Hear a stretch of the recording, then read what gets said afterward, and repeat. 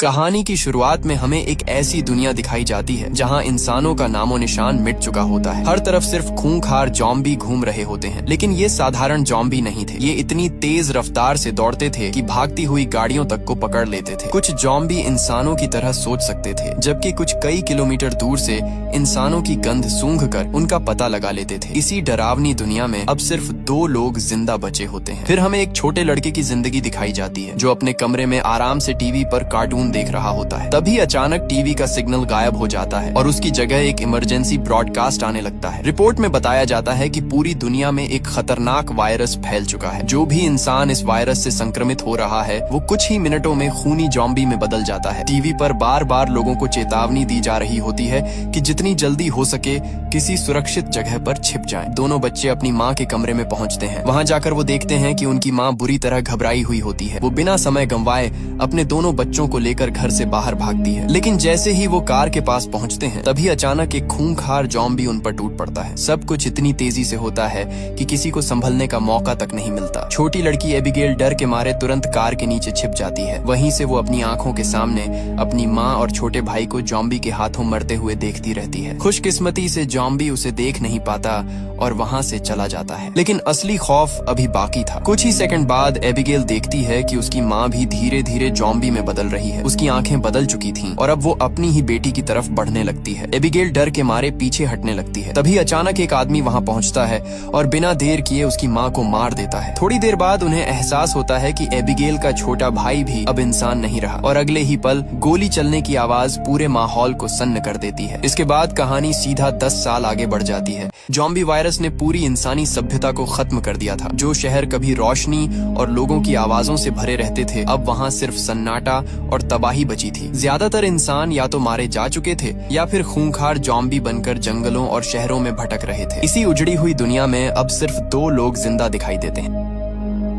उनमें से एक है एबिगेल, वही छोटी लड़की जिसकी जान सालों पहले एक अनजान आदमी ने बचाई थी। अब वो बच्ची बड़ी हो चुकी थी। जिस आदमी ने उसे बचाया था उसका नाम जैक था। पिछले 10 सालों से एबिगेल उसी के साथ जंगलों में रह रही थी। जैक ने उसे सिर्फ जिंदा रहना ही नहीं बल्कि जॉम्बी से लड़ना भी सिखा दिया था। लेकिन इतने साल अकेले जंगलों में रहने की वजह से वो अंदर से टूटने लगी थी। उसे हमेशा लगता था कि कहीं ना कहीं कुछ इंसान अभी भी जिंदा होंगे, लेकिन दूसरी तरफ जैक का इंसानों पर से भरोसा खत्म हो चुका था। उसे लगता था कि इस दुनिया में जॉम्बी से ज्यादा खतरनाक इंसान होते हैं। एक रात दोनों जंगल में कैंप लगाकर आराम कर रहे होते हैं। तभी अचानक किसी अजीब आवाज से जैक की आंख खुल जाती है। वो धीरे से उठता है और हाथ में बंदूक लेकर कैंप के बाहर आता है, लेकिन जैसे ही वो आसपास देखने लगता है अचानक एक जॉम्बी उस पर झपट पड़ता है। जैक बिना घबराए तुरंत गोली चलाना शुरू कर देता है। कुछ ही सेकंड में वो उस जॉम्बी को मार गिराता है। इतने सालों तक जॉम्बी का शिकार करते करते उसे अच्छी तरह पता चल चुका था कि ये कभी अकेले नहीं घूमते। अगर एक जॉम्बी दिख जाए तो मतलब आसपास पूरा झुंड मौजूद होता है। यही सोचकर जैक तुरंत एबिगेल को जगाता है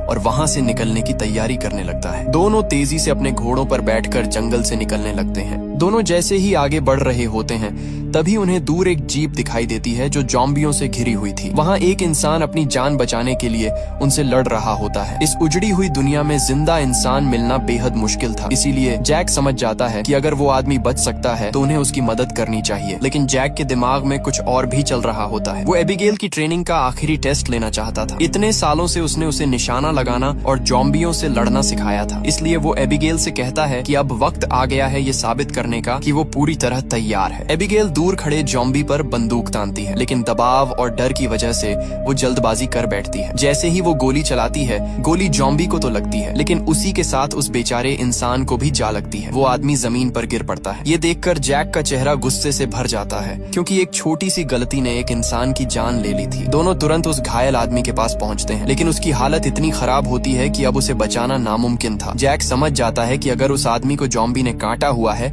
तो मरने के बाद वो खुद भी एक जॉम्बी बन जाएगा। इसलिए वो बिना देर किए उसे गोली मार देता है ताकि आगे चलकर वो उनके लिए खतरा न बने। इसके बाद दोनों उस आदमी की जीप से जरूरी सामान निकालने लगते हैं। खाने पीने का सामान, हथियार और बाकी चीजें इस दुनिया में सोने से भी ज्यादा कीमती थी। तभी जैक की नजर उस मरे हुए आदमी के मजबूत जूतों पर पड़ती है। वो अपने पुराने फटे हुए जूते उतार कर उन्हें पहन लेता है, लेकिन जैसे ही जैक वो जूते पहनता है अचानक आसपास कई गाड़ियों की आवाज गूंजने लगती है। अगले ही पल हथियारों से लैस कुछ लोग वहाँ पहुँच जाते हैं और दोनों को चारों तरफ से घेर घेर लेते हैं। जैसे ही उन हथियारबंद लोगों की नजर अपने साथी के जूतों पर पड़ती है, उन्हें शक हो जाता है कि जैक और एबिगेल ने सामान लूटने के लिए उनके आदमी को मार दिया है। कुछ लोग तुरंत बंदूकें तान लेते हैं और बिना कुछ सुने इन दोनों को मारने की तैयारी करने लगते हैं। लेकिन तभी ग्रुप में मौजूद एक प्रेग्नेंट महिला बीच में आकर अपने साथियों को रोक देती है। वो कहती है कि अभी लड़ने का वक्त नहीं है। उसी समय जैक का काला घोड़ा बेचैन होकर जोर जोर से हिनहिनाने लगता है। जैक तुरंत समझ जाता है कि कोई बड़ा खतरा उनकी तरफ बढ़ रहा है। अगले ही पल जंगल के अंदर से डरावनी आवाजें सुनाई देने लगती हैं, जमीन तक कांपने लगती है और फिर अचानक सैकड़ों ज़ॉम्बी तूफान की तरह चारों तरफ से उन पर टूट पड़ते हैं। वो इतने तेज भाग रहे होते हैं कि किसी को संभलने या भागने का मौका तक नहीं मिलता। मजबूर होकर सभी लोग अपने हथियार निकाल लेते हैं और वहीं लड़ाई शुरू हो जाती है। शुरुआत में ऐसा लगता है कि शायद वो ज़ॉम्बी को रोक लेंगे, लेकिन ज़ॉम्बी की संख्या लगातार बढ़ती जा रही थी। एक के बाद एक लोग उनके हाथों मारे जाने लगते हैं। कुछ को वहीं जिंदा नोच लिया जाता है, जबकि कुछ भागने की कोशिश में घिर जाते हैं। कुछ ही मिनटों में पूरा ग्रुप लगभग खत्म हो जाता है और वहाँ सिर्फ मुट्ठी भर लोग ही बचते हैं। अब सबको समझ आ चुका था कि वहाँ रुकना मतलब मौत को बुलाना है, इसलिए एबिगेल तुरंत उस प्रेग्नेंट महिला को गाड़ी में बैठाती है। उसका हस्बैंड पहले से अंदर मौजूद होता है। जैक तेजी से गाड़ी स्टार्ट करता है और चारों वहाँ से जान बचाकर निकल जाते हैं। पीछे पूरा जंगल चीखों और गोलियों की आवाजों से गूंज रहा होता है। उनके पूरे ग्रुप में अब सिर्फ यही 4 लोग जिंदा बचे थे। रास्ते में जैक पीछे बैठी महिला से पूछता है कि आखिर वो लोग कौन हैं और इस वीरान इलाके में क्या कर रहे थे। जैक के सवाल पूछने पर वो लोग बताते हैं कि वो सब एक खास जगह पर पहुंचने की कोशिश कर रहे थे, जिसका नाम शिप टाउन था। कहा जाता था कि वहाँ अब भी इंसान सुरक्षित तरीके से रह रहे हैं। वहाँ खाने पीने का सामान, रहने की जगह और जिंदगी की जरूरी सारी सुविधाएं मौजूद हैं। इसी बहस के बीच अचानक उनकी गाड़ी रास्ते में बंद हो जाती है। सुनसान सड़क के बीच फंसे होने की वजह से सबकी टेंशन बढ़ जाती है। मजबूरी में चारों पैदल सफर शुरू कर देते हैं। कई किलोमीटर चलने के बाद आखिरकार उन्हें एक वीरान सोसाइटी दिखाई देती है। वहाँ ऊंची ऊंची इमारतें अब भी खड़ी थीं, लेकिन पूरा इलाका डरावने सन्नाटे में डूबा हुआ था। अंदर जाने से पहले जैक पूरे इलाके की अच्छी तरह जांच करता है। वो हर कोना देखकर ये पक्का करना चाहता था कि कहीं कोई ज़ॉम्बी छिपा न हो। जब काफी देर तक उन्हें कोई खतरा नजर नहीं आता तो वो लोग फैसला करते हैं कि रात यहीं बिताई जाएगी। इसके बाद सब लोग आग जलाकर खाना बनाने लगते हैं। काफी समय बाद शायद पहली बार उन्हें कुछ देर के लिए सुकून महसूस हो रहा था। रात के समय एबिगेल उस प्रेग्नेंट महिला के पास बैठ जाती है। वो शिप टाउन के बारे में जानने के लिए बेहद उत्साहित थी। महिला उसे बताती है कि उनका पहले से वहाँ रहने वाले लोगों के साथ रेडियो पर संपर्क हो चुका है। वहाँ सच में इंसान रह रहे हैं और वो लोग नए सर्वाइवर्स को अपने साथ शामिल भी कर रहे हैं। ये सुनकर एबिगेल के दिल में उम्मीद और भी ज्यादा बढ़ जाती है। दूसरी तरफ जैक अब भी किसी पर भरोसा करने को तैयार नहीं था। रात होते ही वो पूरी बिल्डिंग के बाहर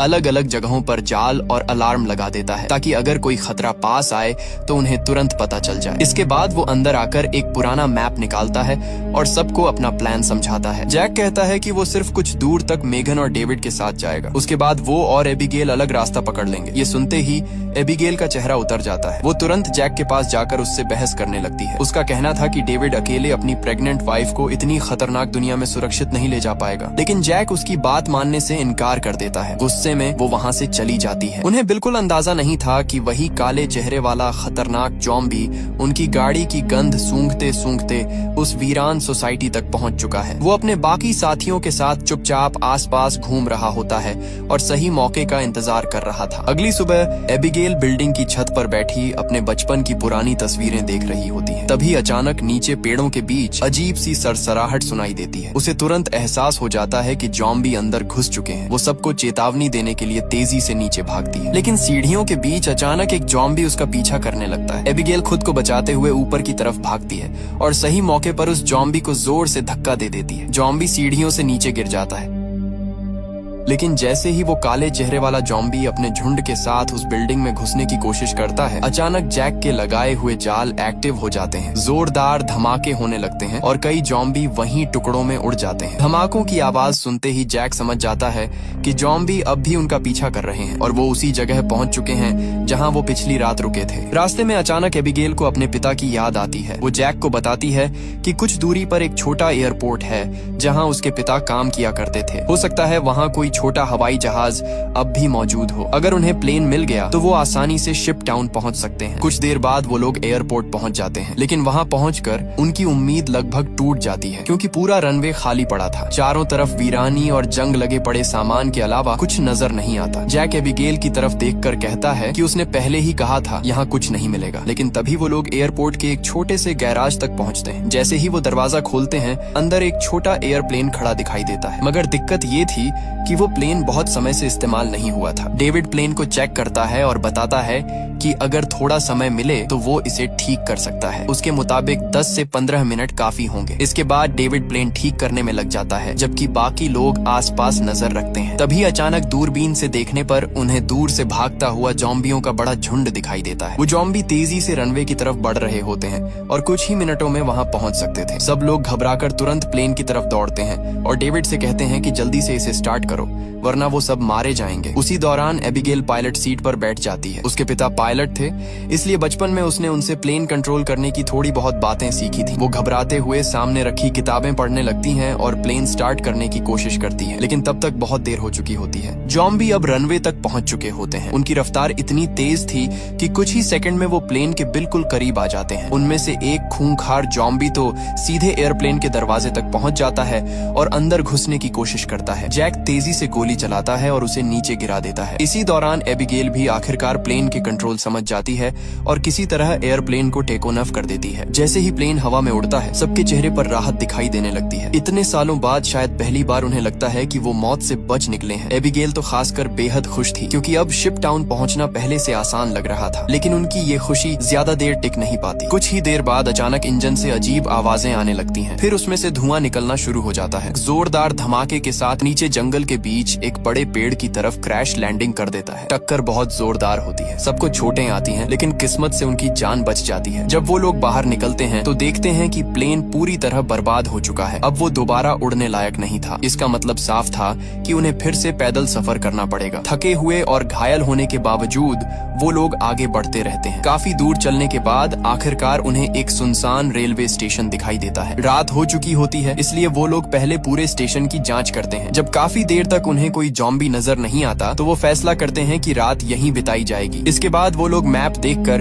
अपनी लोकेशन समझने की कोशिश करते हैं और अंदाजा लगाते हैं कि शिप टाउन अब उनसे ज्यादा दूर नहीं है। इसी दौरान मेगन धीरे से जैक के पास आती है और उसका शुक्रिया अदा करती है। वो कहती है कि अगर जैक उनकी मदद न करता तो वो लोग कभी यहाँ तक जिंदा नहीं पहुँच पाते। मेगन की बातें सुनकर पहली बार जैक के चेहरे पर हल्की नरमी दिखाई देती है। फिर जैक उसे अपनी पुरानी कहानी बताता है। वो कहता है कि जब 10 साल पहले ये वायरस फैला था, तब सबसे पहले उसे अपनी ही पत्नी को मारना पड़ा था क्योंकि वो जॉम्बी बन चुकी थी और उसी पर हमला करने वाली थी। उस दिन के बाद से जैक अंदर से पूरी तरह बदल गया। अब जैक के लिए इस दुनिया में सबसे कीमती चीज सिर्फ एबिगेल थी। वो मेगन से कहता है कि इतने सालों में अगर किसी ने उसे इंसान बनाए रखा है तो वो एबिगेल है, इसलिए वो हर हाल में उसे जिंदा रखना चाहता है। फिर जैक पहली बार अपना फैसला बदलता है और मेगन से कहता है कि अब वो उन्हें बीच रास्ते में छोड़कर नहीं जाएगा। वो खुद उन्हें सुरक्षित शिप टाउन तक पहुंचाएगा। ये सुनकर मेगन के चेहरे पर राहत दिखाई देने लगती है, लेकिन दूसरी तरफ डेविड अंदर ही अंदर टूट चुका था। वो अकेले में अपनी बंदूक सिर पर रखकर खुद को मारने की कोशिश करता है। दरअसल लड़ाई के दौरान उसके पैर में एक जॉम्बी ने काट लिया था। हालांकि जख्म छोटा था, इसीलिए वायरस धीरे धीरे असर कर रहा था। अभी तक वो पूरी तरह जॉम्बी नहीं बना था, मगर उसे पता था कि ये सिर्फ वक्त की बात है। अगली सुबह चारों फिर से सफर शुरू करते हैं, लेकिन रास्ते में जैक को डेविड की हरकतें अजीब लगने लगती हैं। उसका चेहरा पीला पड़ चुका था और चलते समय वो बार बार लड़खड़ा रहा था। जैक को शक हो जाता है कि कुछ छिपाया जा रहा है, इसलिए वो डेविड को बहाने से बाकी लोगों से दूर एक खाली जगह पर ले जाता है। वहाँ पहुंचकर जैक उसकी पैंट ऊपर करता है और उसके पैर पर जॉम्बी के काटने का निशान देखकर सब समझ जाता है। अब उसे यकीन हो चुका था कि डेविड ज्यादा देर तक इंसान नहीं रहने वाला। जैक ठंडी आवाज में उससे पूछता है कि वो कैसे मरना पसंद करेगा, खुद अपनी जान लेकर या फिर जैक के हाथों। डेविड शांत रहते हुए कहता है कि वो किसी को नुकसान नहीं पहुंचाएगा और अगर हालात बिगड़े तो वो खुद को मार देगा। उसकी आंखों में डर तो था, लेकिन उससे ज्यादा अपनी पत्नी को खोने का दर्द दिखाई दे रहा था। जैक कुछ देर उसे देखता रहता है और फिर उसे छोड़ देता है। चलते चलते रात हो जाती है। तभी दूर उन्हें एक अकेला घर दिखाई देता है। जैक सावधानी से बंदूक निकाल कर आगे बढ़ता है, लेकिन अचानक तेज रोशनी उनकी आंखों पर पड़ती है और स्पीकर से आवाज आती है कि अगर जिंदा रहना चाहते हो तो अपने हथियार नीचे रख दो वरना गोली मार दी जाएगी। अब उन्हें समझ आ जाता है कि घर के अंदर कोई इंसान मौजूद है। मजबूरी में वो लोग अपनी बंदूकें बाहर रख देते हैं। इसके बाद दरवाजा खुलता है और एक आदमी उन्हें अंदर ले जाता है। वो खुद को एक साइंटिस्ट बताता है। घर के अंदर हर तरफ मशीनें, किताबें और अजीब उपकरण पड़े होते हैं। वो आदमी कहता है कि अगर वो चाहता तो सालों पहले यहाँ से भाग सकता था, लेकिन उसने रुकना चुना क्योंकि वो इस वायरस का इलाज ढूंढने की कोशिश कर रहा है। इसके बाद वो उन सबके सामने ढेर सारा खाना रख देता है। इतना अच्छा खाना देखकर चारों हैरान रह जाते हैं क्योंकि कई सालों से उन्होंने ऐसा खाना सिर्फ सपनों में देखा था। भूख से परेशान सभी लोग खाने पर टूट पड़ते हैं। खाना खत्म होने के बाद साइंटिस्ट उनके लिए ड्रिंक्स लेकर आता है। काफी समय बाद पहली बार सब लोग आराम से बैठकर बातें कर रहे होते हैं। माहौल कुछ देर के लिए सामान्य लगने लगता है, लेकिन धीरे धीरे साइंटिस्ट की बातें अजीब दिशा में जाने लगती हैं। वो कहता है कि ये वायरस जितना डरावना है उतना ही जरूरी भी है। उसके हिसाब से इस दुनिया में अब सिर्फ वही जिंदा रहेगा जो सबसे ज्यादा ताकतवर होगा। साइंटिस्ट का कहना था कि इंसानों ने लालच और नफरत से दुनिया बर्बाद की है, जबकि ज़ॉम्बी सिर्फ अपनी भूख के लिए जीते हैं। इसलिए अब इस दुनिया पर उन्हीं का राज होना चाहिए। उसकी बातें सुनकर जैक, एबिगेल और बाकी लोग असहज महसूस करने लगते हैं। उन्हें एहसास हो जाता है कि ये आदमी मानसिक रूप से सामान्य नहीं है। तभी दूसरी तरफ डेविड की तबीयत अचानक ज्यादा बिगड़ने लगती है। वो जल्दी से उठकर बाथरूम में चला जाता है। वहाँ जाकर जब वो खुद को शीशे में देखता है तो डर जाता है। उसकी नसें काली पड़ चुकी थीं और वायरस अब पूरी बॉडी में फैल चुका था। वो समझ जाता है कि उसके पास ज्यादा वक्त नहीं बचा, लेकिन जैसे ही वो वापस हॉल में आता है उसके होश उड़ जाते हैं। जैक, एबिगेल और मेगन सभी बेहोश पड़े होते हैं। असल में साइंटिस्ट ने उनकी ड्रिंक्स में बेहोशी की दवा मिला दी थी। ये देखकर डेविड गुस्से में उस पर हमला करने दौड़ता है, लेकिन तभी साइंटिस्ट अपने हाथ में पकड़े हुए एक अजीब डिवाइस का बटन दबा देता है। अगले ही पल डेविड को तेज कमजोरी महसूस होने लगती है और वो जमीन पर गिर पड़ता है। साइंटिस्ट हंसते हुए बताता है कि उसने कई सालों की मेहनत से ये डिवाइस बनाया है। इस मशीन की मदद से वो ज़ॉम्बी को कंट्रोल कर सकता है। यही वजह थी कि इतने सालों में कोई ज़ॉम्बी उसे नुकसान नहीं पहुंचा पाया। अब उसे लगता था कि वो पूरी दुनिया का मालिक बन चुका है और ज़ॉम्बी उसकी सेना है। इसके बाद डेविड भी बेहोश हो जाता है। जब उसे दोबारा होश आता है तो वो देखता है कि उसे और उसके साथियों को कुर्सियों से बांध दिया गया है। चारों पूरी तरह साइंटिस्ट के कब्जे में थे। इसके बाद साइंटिस्ट उन्हें अपनी पत्नी से मिलवाता है, लेकिन उसकी पत्नी अब इंसान नहीं रह चुकी थी। वो एक खूंखार ज़ॉम्बी बन चुकी थी जिसे साइंटिस्ट ने लोहे के पिंजरे में कैद करके रखा हुआ था। सबसे डरावनी बात ये थी कि वो इंसानों को पकड़कर अपनी ही बीवी को खिलाता था। दरअसल ज़ॉम्बी को कंट्रोल करने वाला डिवाइस भी उसने अपनी पत्नी पर एक्सपेरिमेंट करते हुए बनाया था। जैसे ही साइंटिस्ट पिंजरे का दरवाजा खोलता है उसकी ज़ॉम्बी पत्नी सबसे पहले उसी पर हमला करने दौड़ पड़ती है, लेकिन वो तुरंत अपने डिवाइस का इस्तेमाल करके उसे काबू में कर लेता है। इसके बाद वो उस ज़ॉम्बी को जैक और बाकी लोगों की तरफ छोड़ देता है। ज़ॉम्बी तेजी से जैक पर टूट पड़ती है, मगर जैक उसे जोरदार लात मारकर पीछे फेंक देता है। उसी दौरान डेविड के अंदर फैल चुका वायरस अचानक उसकी ताकत बढ़ा देता है। वो अपनी रस्सियां तोड़ देता है और जल्दी जल्दी बाकी लोगों को भी आजाद कर देता है। हालात बिगड़ते देखकर साइंटिस्ट डर जाता है और तुरंत वहां से भाग निकलता है। दूसरी तरफ जैक, एबिगेल, मेगन और डेविड अपना सामान उठाकर घर से बाहर भागते हैं। बाहर आकर किस्मत से उन्हें साइंटिस्ट की गाड़ी मिल जाती है। चारों तुरंत उसमें बैठते हैं और जंगल की तरफ तेजी से निकल जाते हैं, लेकिन साइंटिस्ट इतनी आसानी से हार मानने वाला नहीं था। वो अपने कंट्रोल डिवाइस का इस्तेमाल करके आसपास के ज़ॉम्बी झुंड को उनकी तरफ भेज देता है। कुछ ही देर में दर्जनों ज़ॉम्बी उनका पीछा करने लगते हैं। जैक पूरी स्पीड से गाड़ी भगाता है और काफी देर तक ज़ॉम्बियों को पीछे छोड़ देता है, लेकिन फिर अचानक आगे का रास्ता बंद निकलता है। मजबूर होकर उन्हें गाड़ी छोड़नी पड़ती है और पैदल भागना शुरू करना पड़ता है। थोड़ी दूर जाने के बाद ज़ॉम्बी फिर से उनके करीब पहुंच जाते हैं। अब डेविड समझ चुका था कि उसके पास ज्यादा वक्त नहीं बचा। वायरस तेजी से उसे बदल रहा था, इसलिए वो फैसला करता है कि वो पीछे रहकर ज़ॉम्बियों को रोकेगा ताकि बाकी लोग बच सकें। लेकिन मेघन उसे छोड़कर जाने को तैयार नहीं होती। तब डेविड उसकी तरफ देखकर कहता है कि अब उसे अपने आने वाले बच्चे के लिए जिंदा रहना होगा। ये कहने के बाद डेविड अकेले ज़ॉम्बियों के सामने खड़ा हो जाता है और बहादुरी से उनसे लड़ना शुरू कर देता है। दूसरी तरफ जैक मेगन को संभालते हुए आगे बढ़ता रहता है। काफी मुश्किलों के बाद आखिरकार उन्हें दूर इंसानों की बस्ती दिखाई देती है। एबिगेल जोर जोर से मदद के लिए चिल्लाने लगती है क्योंकि ज़ॉम्बी अब उनके बेहद करीब पहुंच चुके थे। बस्ती के ऊपर बने टावर पर बैठे पहरेदार उन्हें देख लेते हैं। वो तुरंत स्नाइपर राइफल से ज़ॉम्बियों को शूट करना शुरू कर देते हैं और उन्हें कवर देने लगते हैं। कुछ ही देर में बस्ती की तरफ से एक बोट उनकी मदद के लिए भेजी जाती है ताकि वो लोग सुरक्षित अंदर पहुंच सके। आखिरकार जैक, एबिगेल और मेगन उस बोट में बैठकर सुरक्षित शिपटाउन पहुंच जाते हैं। पीछे खड़ा काले चेहरे वाला ज़ॉम्बी अपने झुंड को आगे बढ़ने से रोक देता देता है, क्योंकि उनके और इंसानी बस्ती के बीच गहरा पानी था। जॉम्बी उस रास्ते को पार नहीं कर सकते थे। पहली बार ऐसा लग रहा था कि शायद ये लोग सच में सुरक्षित जगह तक पहुंच चुके हैं। दूसरी तरफ मेगन की हालत लगातार खराब होती जा रही थी। उसकी डिलीवरी का समय करीब था और उसे तुरंत इलाज की जरूरत थी। अच्छी बात ये थी कि शिप टाउन में डॉक्टर, दवाइयाँ और अस्पताल जैसी सुविधाएं मौजूद थीं। अगली सुबह एबिगेल इस नई दुनिया को देखकर हैरान रह जाती है। कई बड़े जहाजों को जोड़कर समुद्र के बीच एक पूरा टाउन बनाया गया था। चारों तरफ लोग रह रहे थे, बच्चे खेल रहे थे और काफी समय बाद इंसानी जिंदगी फिर से सामान्य लग रही थी। दूसरी तरफ जैक अब भी असहज महसूस कर रहा था। उसे इतनी भीड़ और लोगों पर भरोसा करना पसंद नहीं था। इसी बात को लेकर दोनों के बीच बहस भी होने लगती है। तभी एक डॉक्टर वहाँ आती है और बताती है कि मेगन ने एक बेटी को जन्म दिया है, लेकिन डिलीवरी के दौरान बहुत ज्यादा खून बह जाने की वजह से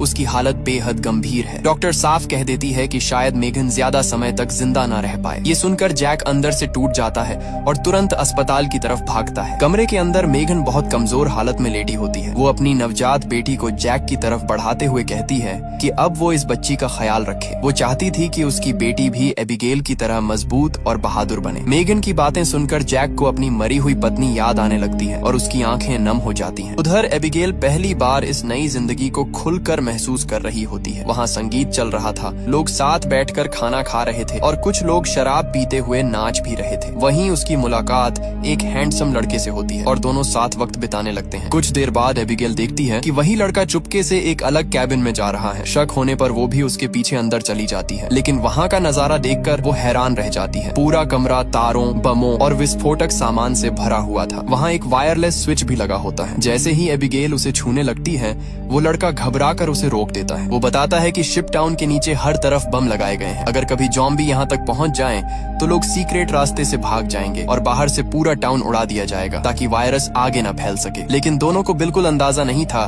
कि ये दिन बहुत जल्द आने वाला है। दूसरी तरफ वो पागल साइंटिस्ट अब भी जिंदा था। जब वो देखता है कि इंसानों ने उसके कई जॉम्बी मार दिए हैं, तो वो गुस्से से भर उठता है। उसे लगता था कि जॉम्बी ही उसकी ताकत है और उन्हीं के दम पर वो दुनिया पर राज करेगा। इसलिए वो अपने कंट्रोल डिवाइस का इस्तेमाल करके उस काले चेहरे वाले जॉम्बी राजा को अपने कब्जे में कर लेता है। साइंटिस्ट की मदद मिलने के बाद पानी भी शिप टाउन की रक्षा नहीं कर पाता। दर्जनों जॉम्बी समुद्र के नीचे से तैरते हुए जहाजों तक पहुंच जाते हैं और अचानक लोगों पर हमला कर देते हैं। कुछ ही सेकंड में पूरा टाउन चीखों से भर जाता है। लोग इधर उधर भागने लगते हैं और कई लोग वहीं जॉम्बियों का शिकार बन जाते हैं। इसी बीच जैक को भी पता चल जाता है कि शिप टाउन पर हमला हो चुका है और सबसे पहले उसके दिमाग में सिर्फ एक नाम आता है, एबिगेल। जैक तुरंत हथियार उठाकर एबिगेल को ढूंढने निकल पड़ता है। पूरा शिप टाउन अब तबाही में बदल चुका था। जैक रास्ते में आने वाले हर जॉम्बी को मारता हुआ आगे बढ़ता है। दूसरी तरफ एबिगेल भी उस हैंडसम लड़के के साथ लोगों को बचाने की कोशिश कर रही होती है। तभी वो काले चेहरे वाला जॉम्बी अपने झुंड के साथ सीधे टाउन के सेंटर तक पहुंच जाता है। अब हालात इतने खराब हो चुके थे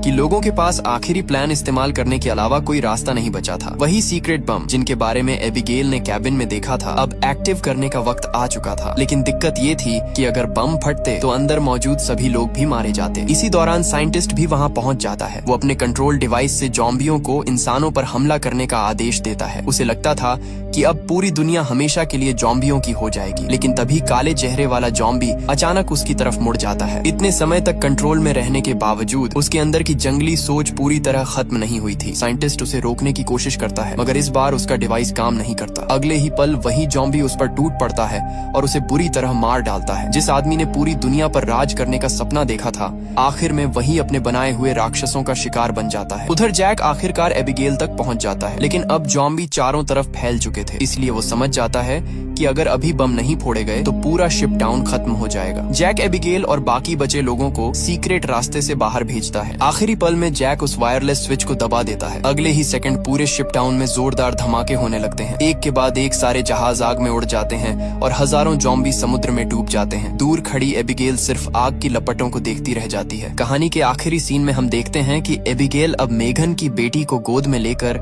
नई जिंदगी शुरू कर चुकी है। उसके साथ कुछ बचे हुए लोग भी हैं। हालांकि दुनिया अब भी खतरनाक थी, लेकिन पहली बार उसे उम्मीद होती है कि शायद इंसानियत पूरी तरह खत्म नहीं हुई। और यहीं पर यह कहानी खत्म हो जाती है।